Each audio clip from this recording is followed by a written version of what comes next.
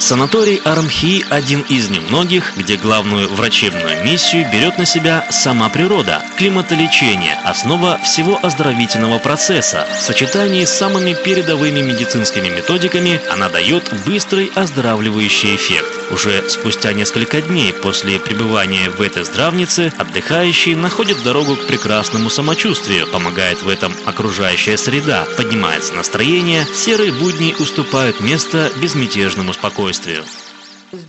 Здравница находится в окружении соснового бора. Место выбрано не случайно. Много веков назад люди стали приезжать сюда, чтобы вылечить множество заболеваний органов дыхания, от воспалений до легкой формы астмы. Мудрость поколений поддерживает и официальная медицина. Оказывается, сосны насыщают воздух лечебными частицами. Особенно полезны они в период цветения.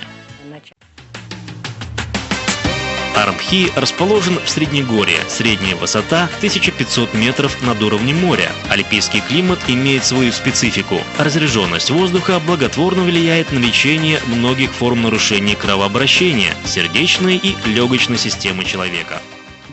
Важно и то, что в лечебно-оздоровительном комплексе для своих пациентов стремятся создать домашний уют. Комфортом и заботой окружают с первых минут пребывания в современном семиэтажном здании санатория. Трехразовое питание в уютной столовой. Возможно и организация банкетного стола, где почетное место займут блюда национальной ингушской кухни. Для проживания предлагаются комнаты на любой вкус. Стандартный номер. Для более взыскательных клиентов номера люкс.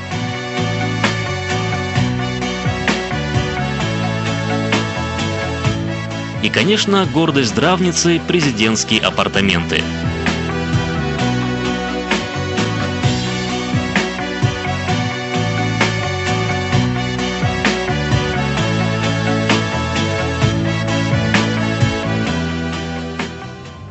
Российский санаторно-курортный бизнес не отличается ценовой демократией, а вот отдохнуть в Армхи может позволить себе практически любая семья. Стоимость путевки – 1150 рублей в сутки с одного человека, включая питание и медицинское обслуживание. Еще один немаловажный фактор для привлечения туристов со всей России.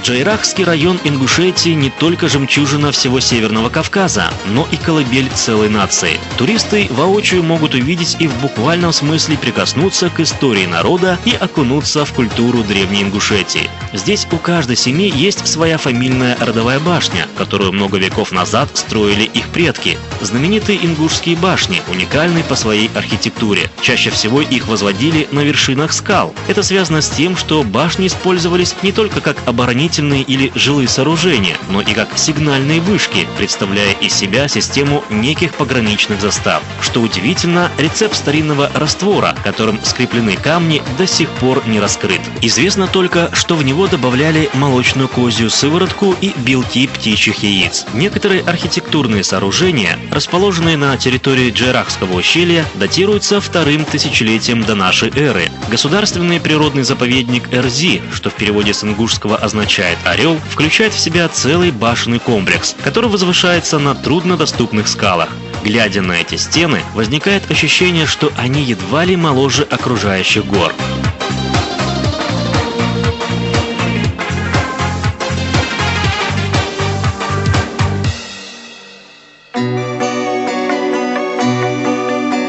Проехав всего несколько километров, можно окунуться в прохладные воды Лежгинского водопада. Бурный поток, стекая с высоты 20 метров, уносит свои воды в реку Армхи. Это прохладное местечко под сенью скал и воды – излюбленное место отдыха туристов и жителей окрестных сел. Ветреное место – так переводится название поселка Фуртоук. Дорога к нему пролегает по склону отвесных скал. В этом горном поселении образовались несколько ингушских фамилий. Здесь же находится дом-музей Гапура Ахриева, известного российского политического деятеля первой половины прошлого века. Тут можно воочию увидеть, как жили ингуши более 100 лет назад, прикоснуться к незатейливой домашней утвари и почувствовать дух ушедшей эпохи. Для каждой ингушской фамилии память о предках – святая летопись семьи. Для Ингушетии привлечение туристов не только дань традициям, но и дело государственной важности. Уже разработан проект на уровне правительства республики о создании в Джеракском ущелье горнолыжного комплекса и канатной дороги. Будут размечены туристические маршруты и трассы для занятий профессиональным альпинизмом.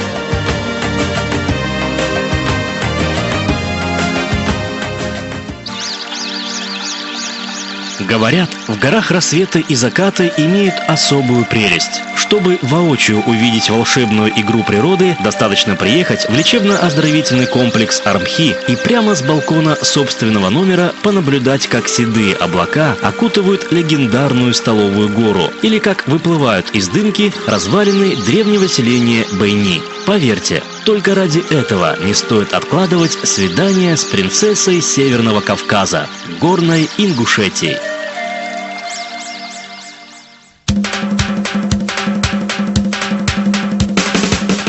Мы не могли обойти вниманием набивший оскомину вопрос о безопасности пребывания в Республике Ингушетия. Не потому, что нам так сильно хотелось поднимать эту тему, а только потому, что рано или поздно кто-то захочет на этом спекулировать.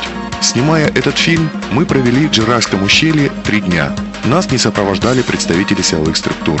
Мы поднимались в горы и везде были желанными гостями. Правда, возникли проблемы. Сжатый съемочный график не позволял ответить на гостеприимство ингушей в должной мере. И теперь нас ждут как минимум в 3 домах. А значит, до встречи, Рамхи. До встречи, Ингушетия.